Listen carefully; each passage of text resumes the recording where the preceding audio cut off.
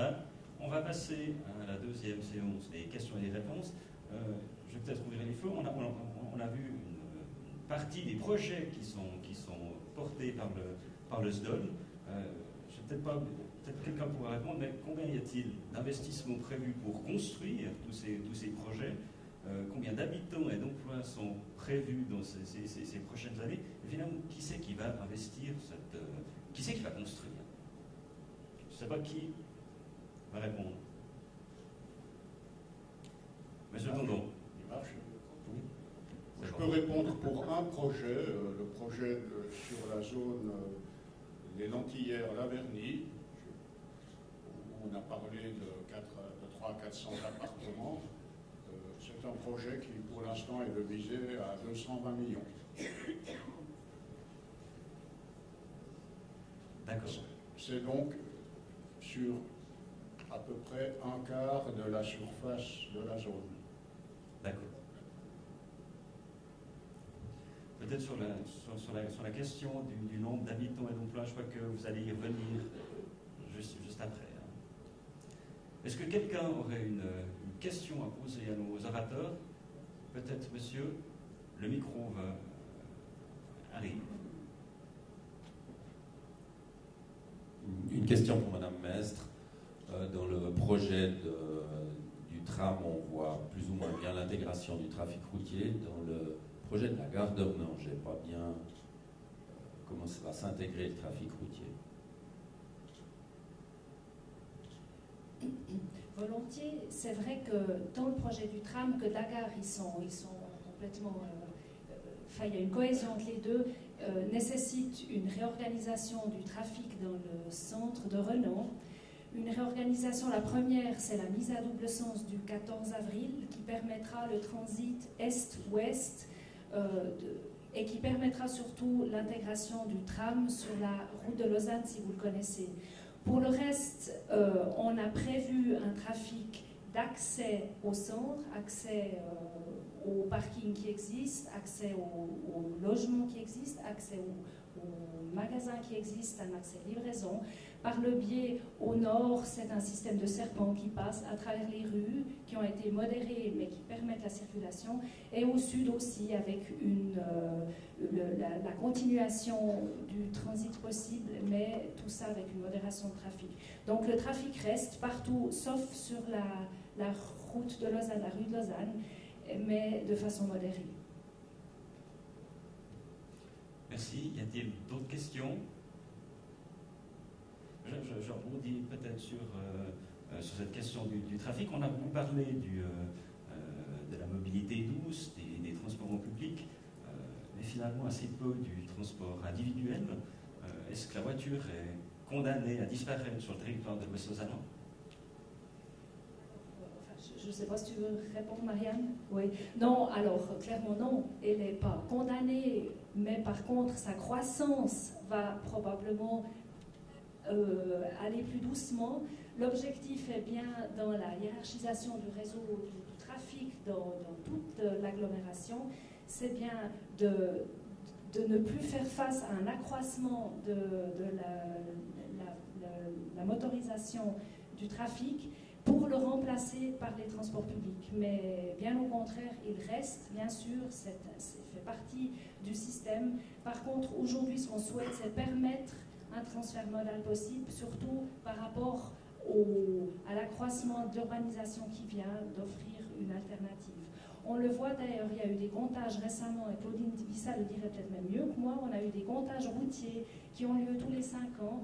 On voit bien que là où l'offre de transport public est importante et où les mesures d'accompagnement sont là aussi, le trafic se stabilise. C'est le cas en ville de Lausanne, c'est le cas aussi à Renan, à proximité de la ville de Lausanne. C'est encore pas le cas dans les communes au-delà. Tout ça parce qu'on attend justement une offre de transport public plus importante. Mais c'est bien quand on a l'offre de transport public qu'on arrive à réaliser nos objectifs. Mais on n'en est pas encore je ne pense pas qu'on le cherche pour l'instant, il n'y a pas de raison à limiter le transport individuel plus que ça, mais par contre de faire place aux autres modes aussi. Merci. Monsieur Tondon veut peut-être rajouter quelque chose après Marie-Hélène. j'aimerais quand même dire qu'on se préoccupe de ce transport individuel, même très activement. Dans une étude globale de l'agglomération, on a constaté que, contrairement à ce qu'on pourrait croire, notre trafic qu'on trouve insupportable aux heures de pointe, c'est bien le nôtre.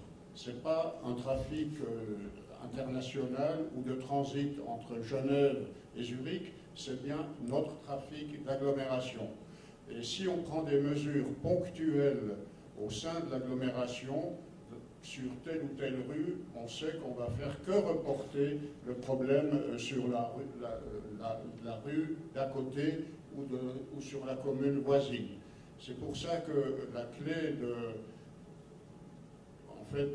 pour le transport individuel, c'est avec l'Office fédéral des routes, qui en est parfaitement conscient, bien sûr, c'est de reporter le plus possible sur l'autoroute ce trafic d'agglomération. L'autoroute, d'après l'Office fédéral des routes, est saturée à 80%, donc l'autoroute peut encore absorber du trafic, et donc, par exemple, ce qu'on appelle le goulet d'étranglement de Crissier, à la hauteur des 3M à Crissier, comme vous le savez, c'est un projet important de l'Office fédéral des routes, qui, sur ces tronçons-là, va investir plus que 200 millions, justement pour permettre une insertion du trafic régional sur l'autoroute qui devrait quand même apporter un soulagement. C'est donc un complément au transfert modal. On a les deux types de mesures qui sont étudiées parallèlement.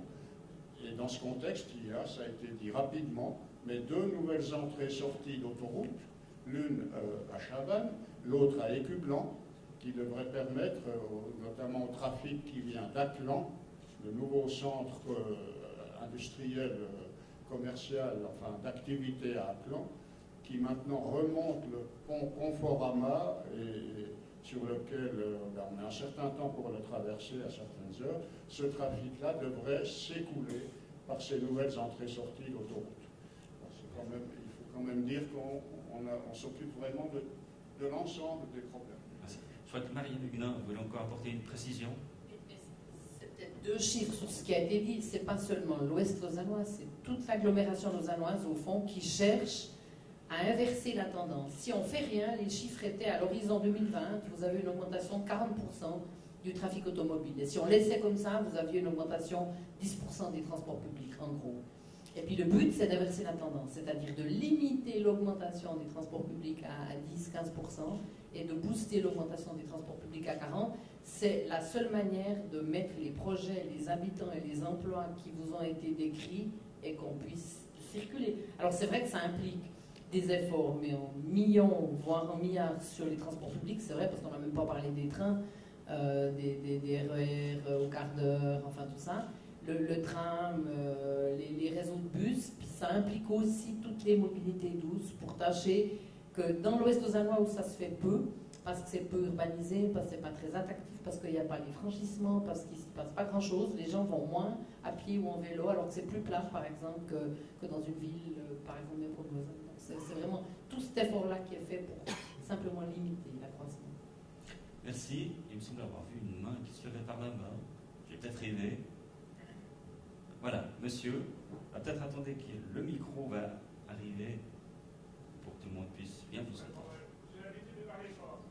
Peut-être pour les gens qui sont derrière, c'est peut-être plus simple.